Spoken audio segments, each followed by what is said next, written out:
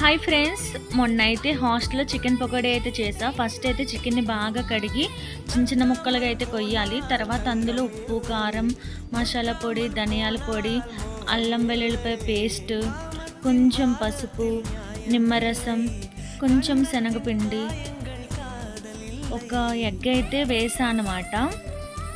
తర్వాత అదంతా బాగా కలిపి ఉంచుకోవాలి. లాస్ట్లో అయితే టేస్ట్ కోసం కొంచెం కొత్తిమీర అయితే పైన అయితే చల్లా అనమాట. ఒక గంట సేపు అయితే ఫ్రిడ్జ్లో అయితే పెట్టాలి. ఫ్రిడ్జ్లో పెట్టడం వల్ల ముక్కకి మసాలా బాగా అంటుకుంటుంది. గంట అయ్యాక అయితే తీసాను. మూకులోకి కొంచెం నూనె వేసుకుని కాగనివ్వాలి. తర్వాత నూనె కొంచెం కాగాక పకోడీ అయితే వేసాం. వెంటనే అయితే తిప్పకూడదు, కాసేపు అయ్యాక తిప్పాలి. ముక్క మసాలా అయితే విడిపోతాయి అన్నమాట వెంటనే తిప్పడం వల్ల. అంతే, మన చికెన్ పకోడీ అయితే రెడీ అయిపోయింది.